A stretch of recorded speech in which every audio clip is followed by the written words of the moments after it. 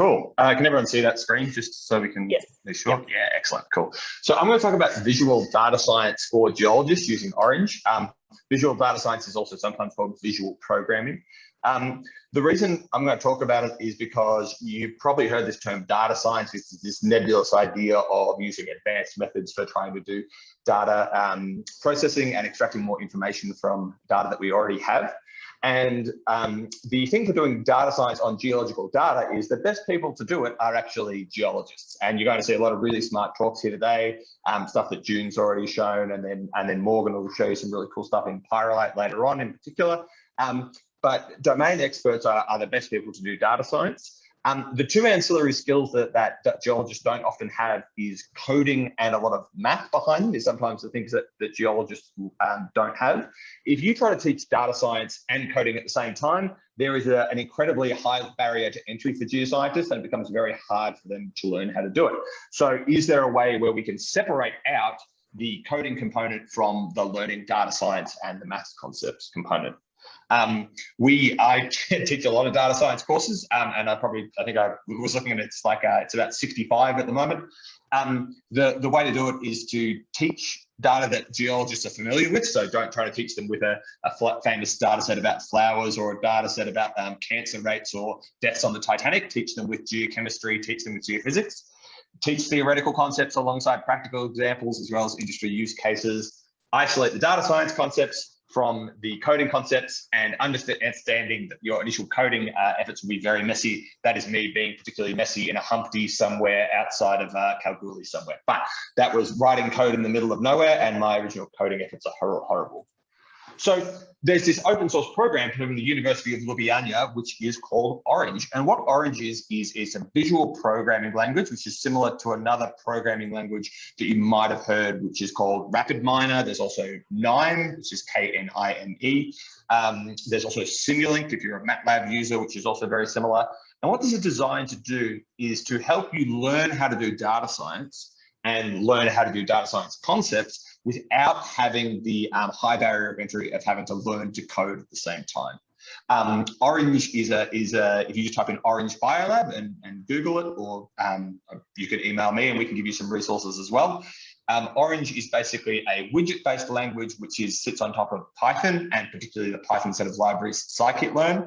And what you can do basically is just drag between your different widgets, and you can do everything from grabbing data from a SQL table, importing data from a CSV. You can then apply different machine learning methods and different data science, things like clustering, things like data analysis, things like data processing. You can also write your own Python scripts in here. So Orange is a really nice way as a gentle introduction to data science, and it can also be a nice gentle introduction to coding.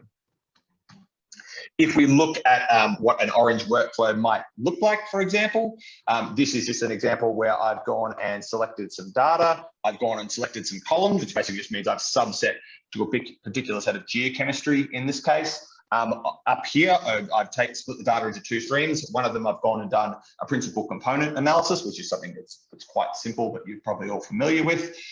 You can also then do visualizations and different things. You can also do maybe slightly newer or things like non-linear dimensionality reduction techniques, which I won't go into, but there's one called the TSNE, you might be familiar with, is called the UMAP. And you can go and subset that data as well. And Orange is great because it allows you to create reports out of your data. It creates a visual programming record of what you've done. You can also convert this into a Python script if you want to go run it and upscale it later on. I'll give you an example of why Orange is quite nice. If I just double click on this TSNE widget, what this TSNE is doing is taking higher dimensional data, and in this case, it's higher dimensional geochemistry. So in this case, I think it's 7 or 8 elements that are geochemically important for this particular deposit. And what we're doing is we're condensing that data down to 2 dimensions.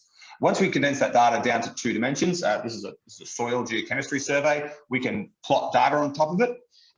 There's a whole bunch of difficult things that you have to learn numerically about a TSNE. If you try to run it in Python or R, there's all these parameters that you have to set and all these other things as well.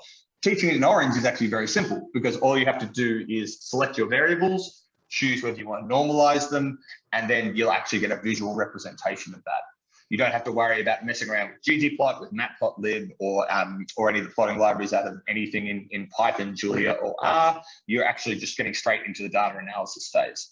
This lowers the barrier of entry considerably, and it also puts the geoscientists at the forefront of these things. So data analysis is best done by geoscientists. So let's give geoscientists access to tools that will allow them to do these things a lot better. And this is a nice example of that. Another example is taking this data and just doing clustering, not entirely dissimilar to what June was showing previously with some of these clustering analyses, but this is doing a DB scan clustering on some TSNE data and then visualizing it. These concepts are actually very difficult to teach. So on the right-hand side, we've got a DB scan and we're messing around with two parameters, one of them which is called core neighborhood points and the other one is the neighborhood distance. If I'm showing this mathematically on slides, I get a lot of blank looks. But if I can show these two things and I can talk through them and explain them, then the actual uptake of these technologies is a lot better and a lot quicker, and everyone seems to understand a lot more what we're doing. And so the advantage of something like Orange is that it's designed to be your intermediate tool to go wherever you want. So you can import some data from a SQL table, from an Excel table, from an Excel file, from any type of tab delimited file. You can go and process it.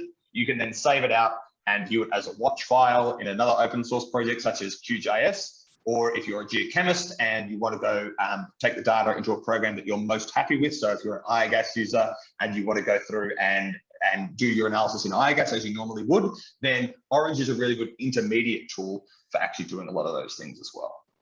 And this is what Orange is designed to do. It's designed to be a friendly tool, which is easily accessible. It can handle moderate amounts of data. We're probably talking up to hundreds or 200,000 of rows. So you're probably not going to get your entirety of your EM survey in there, but most chemistry data you're going to get in there. A lot of geophysics, gridded, you're going to get in there as well. It can do things like raster processing. There's a bunch of different things that it can do. So this is the advantage of Orange, is that it is designed to be the baby steps into data science. If I wanted to do this exact same thing, I tried to write this exact same thing up in R this morning, and it's fine. But the reality is, if you have to learn both the concepts and how to code at the same time, it becomes really difficult to do. And that's exactly what we want to avoid. We want to separate these things into two meaningful parts. One of them is the learning the data science. The other one is learning how to code. I'm not suggesting everyone should go and learn how to code, but if you do want to, then you're certainly able to take these concepts after you've learned them and then apply them in a more practical way, maybe even in a production environment further down the line somewhere. So why, I guess, is a valid question. Of a lot of data scientists that we interact with, we're a consulting company, but that's not really important. In larger companies, a lot of them will use Orange to prototype their data science ideas. They are senior level or principal level geoscientists. They have no interest in learning how to code. They have no interest in learning how to do high level data scientists. What they want to be able to do is quickly experiment, quickly ideate in a way that's really easy and understandable for them. And Orange allows them to do that. But then this allows you to kind of have, I guess, a bit of a gateway drug into more interesting things. So people that have taken taken Orange courses as well in geoscience, some of them have gone on to be very proficient R and Python users to do things like create dashboards. They can alter code that consultants give them.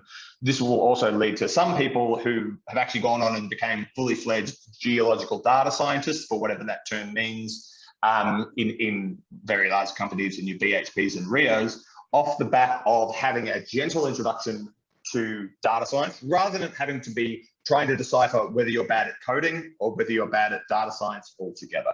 And that can be very hard to do, especially if you're just getting started in data science. It can also be very dispiriting. I know a number of people on this call who are very good coders, and they can probably all agree learning a new programming language is like beating your head up against a brick wall for a little bit until everything falls into place. And so that's the advantage of taking the approach of using a visual programming language to introduce data science. And then from there, you can choose to take that as far as you want. Cool. Great. Thanks, everyone.